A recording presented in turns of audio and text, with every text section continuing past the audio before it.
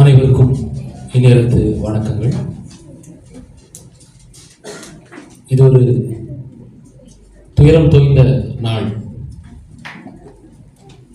நம் தொப்புள் கொடி உறவுகளான இன சொந்தங்களை முள்வேலிக்குள் அடைத்து படுகொலை செய்த அந்த நினைவுகளை நினைத்து பார்த்து அவர்களுக்கு வீர வணக்கம் செலுத்தும் எழுச்சி நாள். முதல்ல சிங்களத்தோட, அதாவது இலங்கையின் பூர்வ குடிகள் யார், அந்த கேள்விக்கு பதில் நம்மவர்களுக்கே நிறைவேற்ற தெரியாது.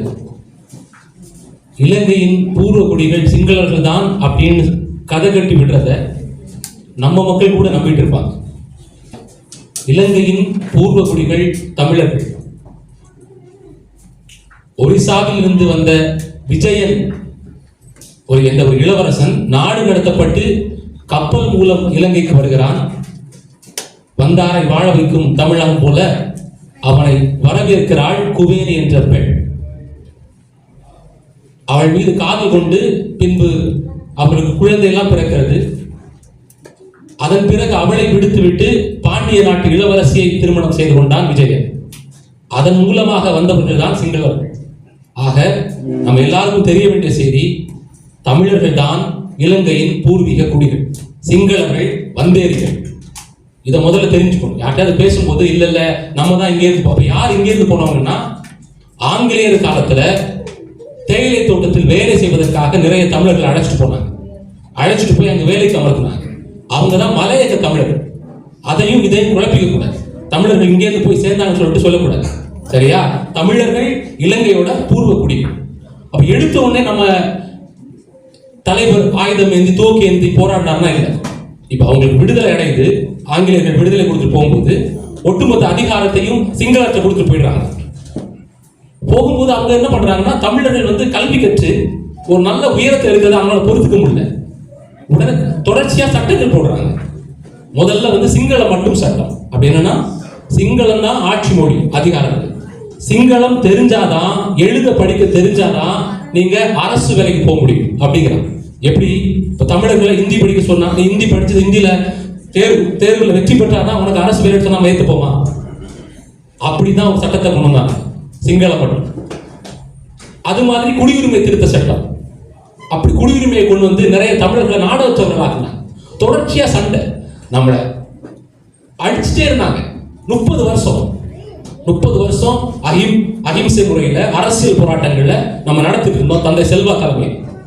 எந்த பலனும் இல்லை, ஒண்ணுமே செய்ய முடியாம இருக்கும்போதுதான் அப்படிதான் ஒரு நாள் என்ன நடந்துச்சுன்னா, இலங்கையில ஒரு பகுதியில கோயில் குருக்கள் அவரை உயிரோட கொளுத்துறாங்க. அந்த நிகழ்வு ஒரு வீட்டுல, ஈழத்தின் ஒரு மூலையில் இருந்த ஒரு வீட்டுல விவாதிக்கப்படுது. அந்த அந்த தந்தை சொல்றாரு, அந்த குருக்கள் எந்த தவறும் செய்யவில்லை, அவர் மற்ற மதங்களை பழித்து பேசவில்லை, கோவில் நகைகளை திருடவில்லை, இருந்தாலும் அவரை கொளுத்தி கொண்டிருக்கிறார்கள் என்றால் இது யார் செய்த தவறு? அந்த கேள்விக்கு அங்க அமைதி பதிலாக இருக்கும்போது திடீரென்று குரல் வருகிறது, அது அந்த குருக்கள் செய்த தவறு என்று. எப்போதும் சாந்தமாக பேசும் அந்த சிறுவனின் தந்தை நிதானத்தை இழக்கிறார். நீ என்ன சொல்கிறாய்? ஆம், சிங்களர்கள் தன்னை கொளுத்தும் போது அப்படியே வேடிக்கை பார்த்து கொண்டிருந்த அந்த குருக்கள் செய்த தவறு என்று கண்களில் விடுதலை நெருப்புடன் சொல்கிறான் அந்த சிறுவன்.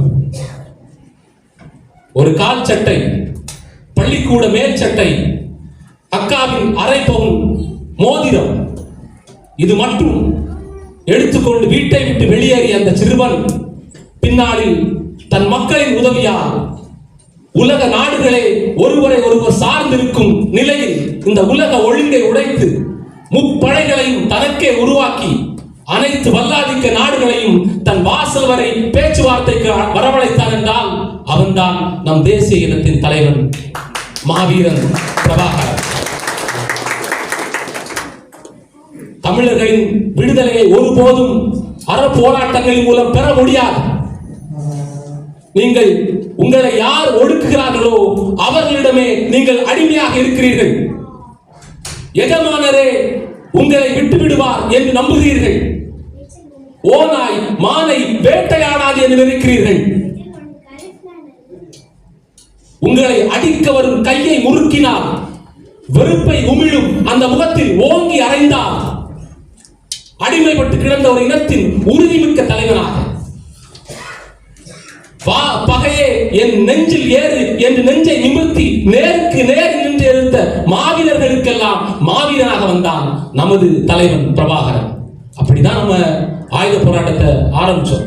அது நம்ம கைகளில் தரப்பட்டது, நம்ம வேணும்னு தொடர்ந்தது கிடையாது. இன்னைக்கு தலைவரை பத்தி நம்ம சொல்லணும். நம்ம பிள்ளைங்க எல்லாம் இருக்காங்க. தங்கம் கவனி, யார் தலைவர்? நம்ம தலைவர் யார்? தமிழ் தேசிய இனத்தின் தலைவர் யார்? சொல்லுங்க. பிரபாகரன், மாவீரன் பிரபாகரன். ராத்திரி தூக்குதல் எழுப்பிக்கிட்டா சொல்லணும். ஏன்னா யார் தலைவர்னு தெரியாம இருக்கும்ல. கருணாநிதி தலைவர் ஆயிட்டாங்க, நமக்கு ஜெயலலிதா தலைவி ஆயிட்டாங்க. யார் தலைவர்? தலைவரை பத்தி என்னென்ன விமர்சனம் வருது? இப்படிதான் ஒரு இலங்கையில ஒரு போர் நடந்துட்டு இருக்கும்போது ஒரு சிங்கள படை வீரரை கைது பண்றாங்க. கைது பண்ணி அவரை சிறையில் வச்சிருக்காங்க. அப்ப அங்க ஒரு அரசாங்கம் இயங்கிட்டு இருந்தது. அங்க போர் நடந்தாலும் அங்க ஒரு அரசு நடந்துட்டு இருந்துச்சு. அப்போ அவரை சந்திக்கிறது அவரோட மனைவி வராங்க. மனைவி வந்து அவரை பார்த்துட்டு திரும்பி போகும்போது மாலை ஆயிடுது. அப்ப மாலை அங்க பேருந்து இல்லை. அங்க பேருந்து இல்லை. அப்ப ஈழத்திலிருந்து அவங்க இலங்கை ஆளக்கூடிய பகுதிக்கு போக முடியாது. அப்போ அவங்க எங்க போறது தெரியாம நிற்கிறாங்க. மறுபடியும் சிறைச்சாலைக்கு வந்து அங்க வேலை செய்யற காவலாளிகள்ட்ட எல்லாம் சொல்றாங்க.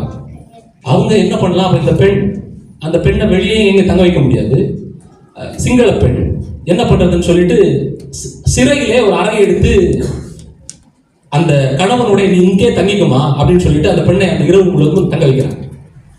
அந்த இரவு தங்கிட்டு அந்த பெண் ஊருக்கு போறாங்க. ஒரு மாதம் கழிச்சு, அந்த 2 மாதங்கள் கழித்து அந்த பெண் வந்து கருவுற்றாங்க. ஊருக்கு 1000 ரூபாய் இல்லையா? அந்த பெண்ணை அசைபாடுகிறார். இவள் கணவன் தான் சிறையில் இருக்கும் போது இவள் எப்படி கருவுற்றாள் அப்படின்னு சொல்லிட்டு ஊரே அவளை பேசு. நாக்கில் நரம்பில்லாத ஊருதான். அந்த பெண்ணுக்கு என்ன செய்யணும்னு தெரியல, தற்கொலை தான் செய்யணும். அந்த மாதிரி ஒரு சூழ்நிலை. சிங்கள பெண். அவள் தலைவருக்கு கடிதம் எழுதுகிறார். ஐயா, நான் இப்படி வந்தேன் உங்க சிறையில், அப்படி ஒரு நாள் தங்க வச்சாங்க, இன்னைக்கு நான் கருவுற்று இருக்கிறேன், என்னை இப்படி ஊரே அசிங்கமா பேசுங்கிற ஐயா அப்படின்னு சொல்லிட்டு ஒரு கடிதத்தை தலைவர் படிச்சிருக்காரு. அடுத்து 3 நாள் கழித்து அதிகாலை அந்த பெண் வீட்டை திறக்கும் போது அவள் கணவன் அந்த வீட்டிற்கு முன்னே நின்னான். நீ எப்படி வந்த அப்படின்னு சொல்லிட்டு, நீ எப்படியா வந்த அப்படின்னு கேட்கிற. நீ சிறையில இருந்து தப்ப முடியாதுன்னு சொன்னா, பிரபாகரன் என்னை விடுவித்தார். ஒரு எதிரி நாட்டி பெண்ணின் மானம் போய்விடக்கூடாது என்று நினைத்த நம் தலைவன் அப்படிதான் இருந்தார். வாரத்தின் மறு வடிவமா இருந்த. அதனாலதான் இன்னைக்கு இருக்காரோ இல்லையே தெரியாது. இன்னைக்கு அவர் ஒரு சாமி மாதிரி நம்ம கும்பிடுறோம். ஏன்னா அப்படி இருந்த போர்ல மரபு இருந்துங்க. போர்ல ஒருத்தன் ஜெயிச்சாங்கன்னா அவனை கொண்டாடுவோம்.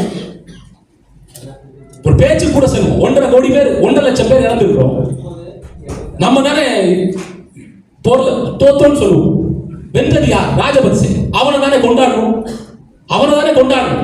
எங்க இருக்காம நாய் மாதிரி அடிச்சு துரத்துறாங்க அவனை. நம் தலைவர் எங்க இருக்காரு? இறைவன் என்ற உயர்ந்த நிலையில் தமிழர்கள் நாம் நெஞ்சில் வைத்து பூஜித்து வருகிறோம் நம் தலைவர். அதனால்தான் தலைவர். இன்னைக்கு நம்மளுக்கு கூட நிறைய இனச்சிக்கல்கள் இருக்கு. ஏன் இன்னைக்கு கூட ஊடக விவாதங்கள் உட்கார்ந்து பல பேர் திராவிட சதியாளர்கள் என்ன சொல்றாங்க, என்ன பேசுறாங்க? 15 ஆண்டுகள் ஆயிடுச்சு. இன்னைக்கு யார் நினைக்கிறாங்க? யார் நினைக்கிறா? இதெல்லாம் கடந்து போச்சு. தமிழக அரசியல் களத்தில் அந்த நிகழ்வுக்கு இன்னைக்கு ஒரு மதிப்பே இல்லை. ஈழத்தை பத்தி யார் பேசுறா? உங்கள் சிறு வயது மகன் ஏன் இறக்கிறோம் என்று தெரியாமலே இறந்து போனால் நீங்கள் மறந்து விடுவீர்களா? உங்கள் அக்கா, உங்கள் அம்மா ஆடைகள் களையப்பட்டு நிர்வாணப்படுத்தப்பட்டு